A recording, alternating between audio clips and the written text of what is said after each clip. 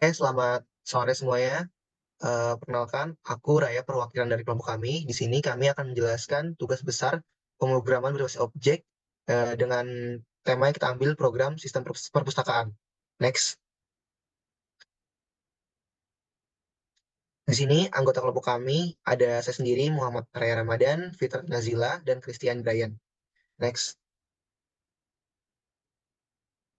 Kemudian program sistem perpustakaan terdiri dari 4 kelas. Yang pertama itu ada kelas transaction yang terdiri dari 3 atribut yaitu book, member, to date. Kemudian ada metodenya ada transaction, get book, get to date, dan juga to string. Kemudian ada kelas book yaitu ada atributnya ada title string, author string, dan ISMB dengan nilai integer.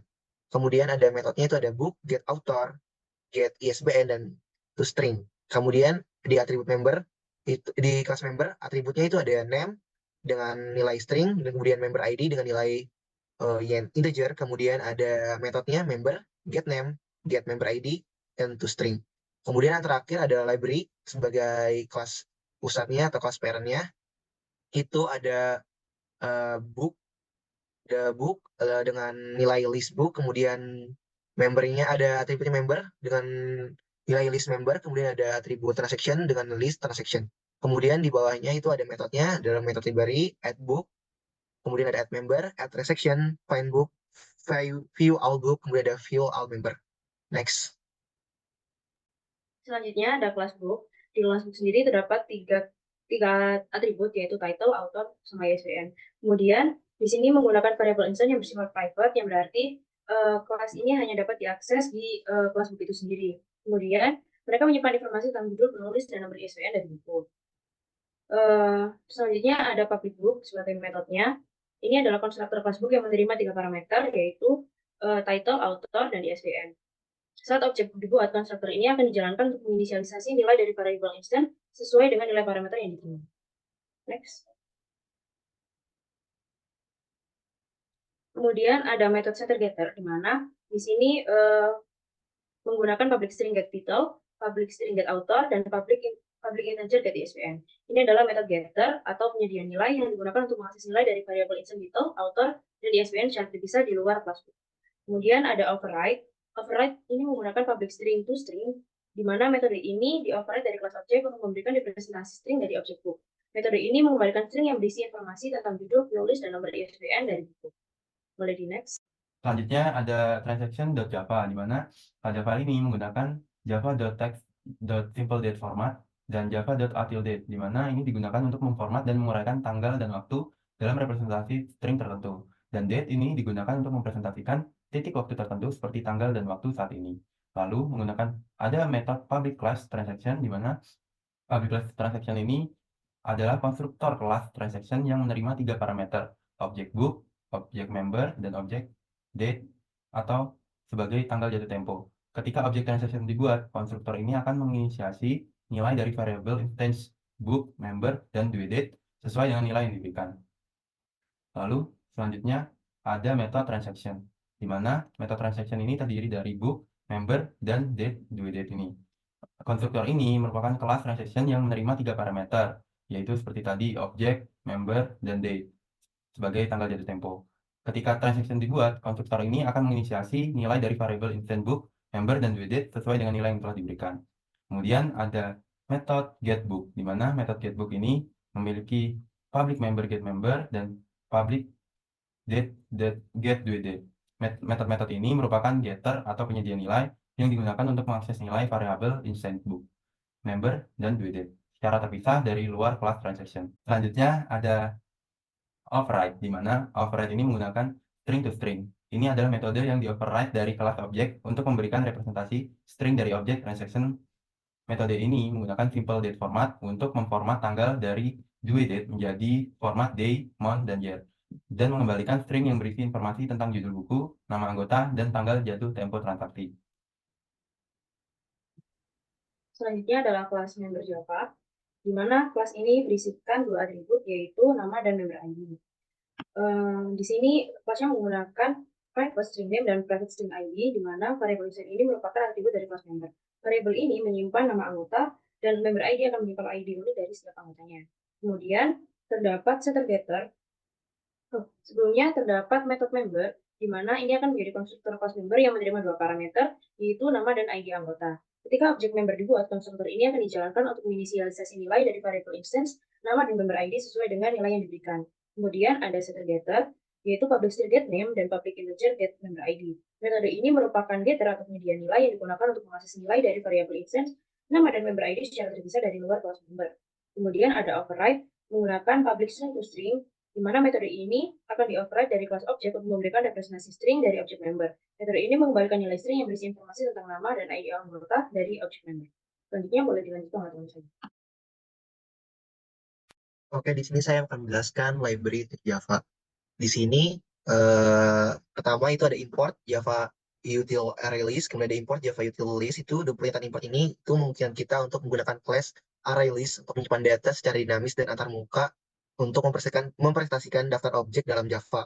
Kemudian ada public class library dengan nilai private list book and books, private list members, dan private list transaction. List books ini menyimpan daftar objek buku dalam perpustakaan dengan tipe data buku. Kemudian list members itu menyimpan daftar anggota perpustakaan dengan tipe data member. Dan list transaction itu menyimpan daftar transaksi perpustakaan dengan tipe data transaction. Next. Kemudian di sini ada public library. Ini adalah konstruktor kelas library yang akan membuat insting dari kelas tersebut. Maksudnya ini akan menginisialisasi atributnya, itu ada daftar buku books dan juga daftar anggota members dan juga daftar transaksi transaction sebagai objek array list kosong. Kemudian ada public void add book atau book dalam kurung book itu public void add member dan juga public void add transaction. Metode ini tuh digunakan untuk menambahkan objek book, member, dan transaction ke dalam daftar masing-masing. Mereka juga itu mencetak pesan konfirmasi setelah penambahan berhasil dilakukan. Next. Selanjutnya itu ada public book, find book dengan nilai INT ISBN. Kemudian ada public member, find member, INT, member ID. Metode ini tuh digunakan untuk mencari sebuah buku berdasarkan nomor ISBN atau mencari anggota berdasarkan ID yang mereka lakukan, berdasarkan ID anggota. Mereka melakukan iterasi melalui daftar yang sesuai dan mengembalikan objeknya sesuai dengan kriteria pencarian atau null jika tidak ditemukan. Kemudian ada public void view all book, kemudian ada public void view all member. Itu metode ini digunakan untuk menampilkan informasi tentang semua buku yang ada di perpustakaan dan juga semua anggota perpustakaan. Mereka tuh melakukan iterasi melalui daftar yang sesuai dan mencetak informasi masing-masing buku dan atau anggota. Next. Kemudian bagian ini akan dijelaskan oleh teman saya. Baik, selanjutnya ada main app.java, di mana pada main app.java ini menggunakan Java util scanner, Java util date, dan Java util input mismatch exception, di mana ini mengimpor kelas scanner untuk input pengguna, lalu kelas date untuk bekerja dengan tanggal, dan input mismatch exception itu untuk menangani kesalahan dalam masukan. Lalu ada public class main app ini merupakan kelas utama yang berisi metode main untuk menjalankan program itu. Program ini memungkinkan pengguna untuk memilih beberapa opsi terkait manajemen perpustakaan. Opsi ini meliputi penambahan buku, penambahan anggota, dan transaksi, serta penampilan daftar buku dan juga penampilan daftar anggota. Pengguna memasukkan pilihan melalui scanner dan program berjalan dalam loop hingga pengguna memilih untuk keluar, yaitu di opsi 8. Lalu selanjutnya, bagian ini merupakan implementasi pemrosesan pilihan pengguna jika pengguna memilih opsi 1, di mana opsi 1 ini merupakan program yang meminta informasi buku, yaitu judul, penulis, dan ISBN. Lalu membuat objek buku dan menambahkannya ke perpustakaan menggunakan metode addBook. Lalu ini merupakan bagian dari switch case yang mengelola opsi penambahan buku. Lalu, ada case 2 atau pilihan kedua, di mana jika pengguna memilih opsi 2, program akan meminta informasi anggota baru seperti nama ID anggota, dan data tersebut digunakan untuk membuat objek member yang selanjutnya ditambahkan ke perpustakaan menggunakan metode addMember dari objek library atau perpustakaan tadi. Ini merupakan bagian dari switch case yang mengelola opsi penambahan anggota. Selanjutnya bisa dijelaskan oleh teman saya. Selanjutnya ada case ketiga. Jika pengguna memilih opsi ketiga, program meminta nomor ISBN buku dan ID anggota untuk melakukan transaksi. Selanjutnya, penggunaan metode find book dan find member dari objek dan dari ini berfungsi untuk program mencari buku dan anggota sesuai dengan input pengguna. Jika keduanya ditemukan, program akan membuat transaksi dengan buku, anggota, dan waktu transaksi. Lalu menambahkannya ke perpustakaan menggunakan metode add transaction. Jika salah satu antara kedua objek tadi tidak ditemukan, program akan memberikan pesan bahwa buku dan anggota tidak ditemukan.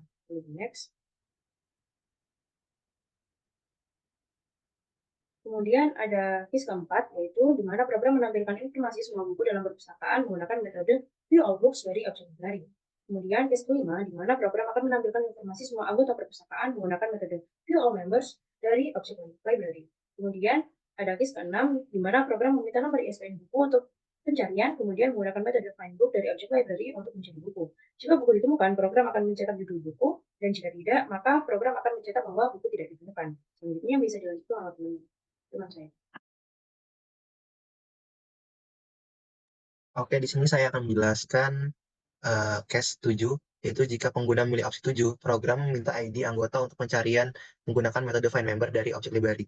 Jika anggota ditemukan, maka program akan mencetak nama anggota. Jika tidak ada, maka pesan anggota itu akan dimunculkan, yaitu anggota tidak ditemukan. Kemudian, jika pengguna itu memilih opsi 8, program akan keluar dari sistem dan dilambangkan dengan sistem exit 0. Kemudian, untuk pilihan selain 7 dan 8, program akan mencetak bahwa pilihan tidak valid dan meminta pengguna untuk opsi sesuai dengan nomor urut yang tersedia. Next. Kemudian di sini catch input mismatch exception itu bagian ini tuh menangani pengecualian input yang terjadi jika pengguna itu memasukkan input yang bukan angka saat program dijalankan. Jika pengecualian terjadi, program akan mencetak kesalahan masukkan angka yang valid dan menggunakan scanner next line untuk membersihkan buffer input sebelum melanjutkan loop. Hal ini membantu menghindari masalah berulang jika terjadi kesalahan input. Next. Next. Ini akan dijelaskan oleh teman saya. Oke, untuk outputnya sendiri dari program tadi ditampilkan sebagai berikut. Terlihat pada gambar di kiri ini ada pilihan opsi dari 1 sampai 8. Ini pertama merupakan kita akan menginputkan di scanner yaitu pilihan 1, di mana pengguna memilih opsi 1 untuk menambahkan buku dengan judul penulis Surya Adinda dan nomor ISBN 123 sampai 9 ke perpustakaan yang berhasil ditambahkan dengan konfirmasi dari program. Lalu kita juga bisa memilih angka 2 pada scanner, di mana jika pengguna memilih opsi 2, ini untuk menambahkan anggota dengan nama contohnya Muhammad Raya Ramadan dan ID membernya 120-222-3050 ke dalam perpustakaan. Lalu setelah itu program akan memberikan konfirmasi bahwa anggota telah berhasil ditambahkan setelah informasi tersebut dimasukkan. Selanjutnya ada tambah transaksi atau metode tambah transaksi, yaitu jika pengguna mengisi pada scanner angka 3, maka output akan menunjukkan bahwa pengguna memilih opsi untuk menambahkan transaksi di perpustakaan. Di sini, mereka memasukkan nomor ISBN buku dan ID anggota yang kemudian dikonfirmasi sebagai transaksi berhasil. Detail transaksi termasuk judul buku seperti Pelangi Indah dan nama anggota yang tadi Muhammad Raya Ramadan dan tanggal jatuh temponya yaitu 03 bulan 01 dan tahun 2024. Next, bisa dijelaskan oleh teman saya.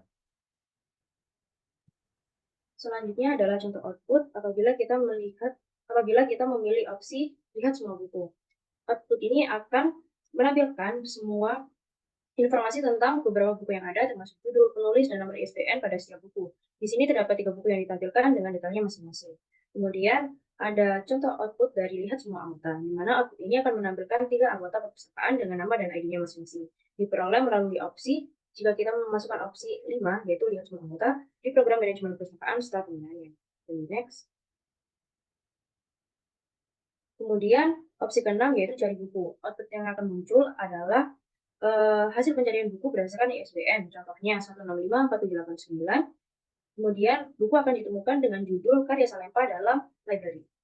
Untuk output ke-7 yaitu cari anggota. Output ini akan menunjukkan hasil dari pencarian anggota dengan ID 120-222-3050 dan menemukan anggota dengan nama Muhammad Raya Ramadan dalam perpustakaan.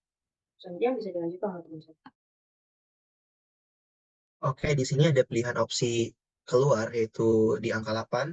Opsi ini jika pengguna sudah tidak ingin memakai programnya bisa memasukkan pilihan angka 8. Output itu menandakan bahwa pengguna ingin keluar dari program dan ingin menunjukkan bahwa program telah selesai dieksekusi dan keluar dari jalannya program. Ini adalah pesan terakhir sebelum program ditutup.